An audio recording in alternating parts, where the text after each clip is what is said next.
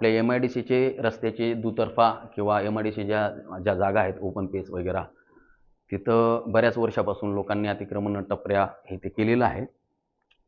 त्यांना आपण बऱ्याच दरवर्षी आपण नोटिसेस देऊन हे करतो, परंतु ते उठण्यास नकार देतात किंवा हलत नाही. म्हणून आपण हा ड्राईव्ह ऑक्टोबर 25 पासून घेतला होता.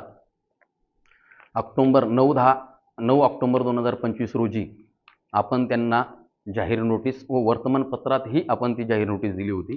15 दिवसाचा कालावधी दिला होता आणि त्याच्यात आपण स्पष्ट म्हटलं होतं की जर आपण त्या कालावधीमध्ये तुमचे अतिक्रमण उचलून घेतले नाही तर महामंडळ केव्हाही कधीही सूचना न देता अतिक्रमण काढून घेऊ शकते. तदनंतर अतिक्रमणधारकांचा हा हक्क होत नाही. परंतु मागील या 8 ते 15 दिवसात चोरी चपाटींचे प्रमाण वाढल्यामुळे आणि MIDC असा अंदाज असल्याने कमिटीने तात्काळ अतिक्रमण काढण्याचा निर्णय घेतला आणि अतिक्रमण काढण्यासाठी आम्ही प्रयत्न केला. परंतु अतिक्रमण काढत असताना अतिक्रमणधारकांचं आर्थिक नुकसान जास्त प्रमाणात होऊ शकते आणि सगळ्या अतिक्रमणधारकांनी सगळ्यांसमोर विनंती केली की आम्हाला 4 दिवसाची मुदत द्यावी, आम्ही सगळं अतिक्रमण काढून घेतो. त्यांना मी स्पष्टपणे बोललो आहे की सोमवारी 11 वाजेपर्यंत जर का अतिक्रमण निघाले नाही तर 11 वाजेनंतर मी अतिक्रमण काढण्याचा हातोडा टाकेन.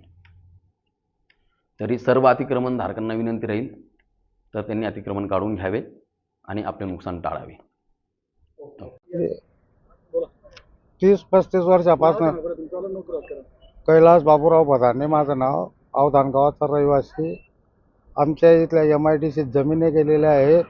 आम्ही भूमिपुत्र राहून हे आम्हाला हाकलं ते MIDC वाले.